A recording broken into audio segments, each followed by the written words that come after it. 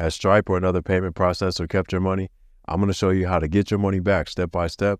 Unfortunately, you might have to file a lawsuit. Online processors are notorious for holding your money for no good reason. Right out of the blue, you wake up one morning, look at your account, and it's frozen or the money's all gone. Then they even dodge you when you're trying to get them to release the money, especially Stripe and even PayPal. I sued both of them for this reason.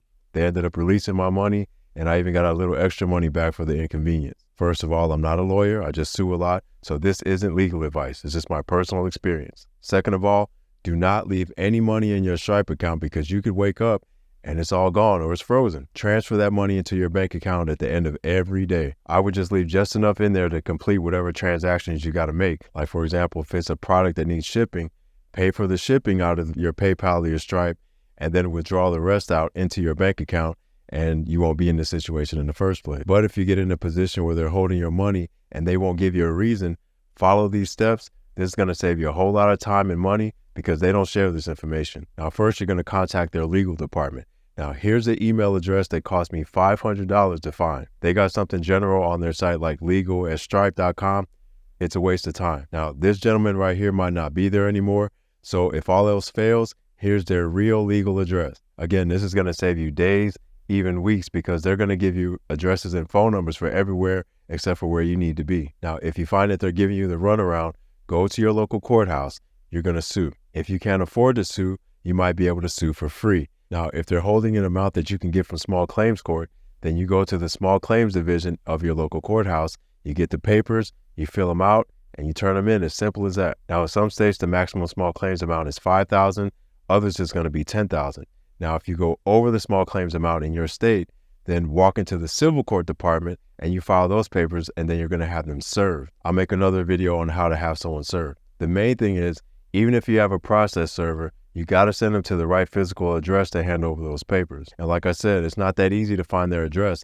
Online, they got one thing, and they'll have you calling all over the place, emailing everybody with no response. They're going to send you all over the place until you give up. That's what they want. Even if you send a server to the address that they got online, the server's going to say, well, we went there and it's the wrong address to be serving them at. I went off of the address that they got online, which is in San Francisco somewhere. Fortunately for me, the guy that I hired was also a private investigator, and he gave me the real address, and he told me that they're under an umbrella organization or a CT corporation in Southern California.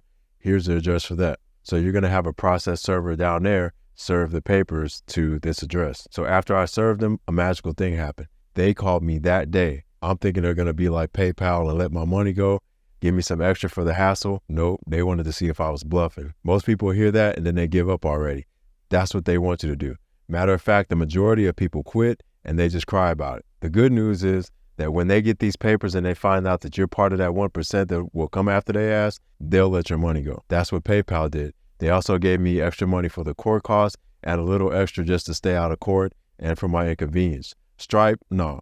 They had one more trick. Even after getting served, they tried to get the case thrown out by saying that I filed it in the wrong jurisdiction, meaning I filed it where I lived at, but I needed to file in Los Angeles. I filed a response and I said, I was violated here. I'm suing here. So the judge reads it over. He accepts the case. I'm thinking they're going to let my money go. They wanted to go to court. Back before COVID, if he sued a corporation, they would have to send out a lawyer. You know, they'd have to pay for his airfare, his hotel, and all of that. Sometimes they could do stuff over the phone, but either way, lawyers are expensive. So when they think about how much you're asking for compared to the cost of an attorney, it's usually cheaper for the company to just give you your money back. Stripe said, no, we're going to fight. And here's why. Now there's Zoom court or online court. No airplane, no hotel, no per diem. The lawyer just has to log in, so it's much cheaper. So I get a court date and the link to sign in with the judge, and the lawyer was there. Don't be intimidated because you got the facts. I went up against a few lawyers and I won each time because the only thing that they had to fall back on was their policy. Now, remember this, just because a company makes a policy, that don't mean that it's going to hold up in court. So now they got to defend their crooked policy to a judge. And when they say it out loud, it just sounds crazy. You're holding their money for what? So they let your money go, and if you can show financial damages as a result of this policy, you probably get that back too. I did. But you got to be willing to put in the work. I made it 80% easier for you, saved you a lot of time and money, and I'm hoping this video causes enough of you to make Stripe and other payment processors rethink this practice of playing with people's money. Like and subscribe. I'm Will. Pro Se Experience has been on both sides of the law.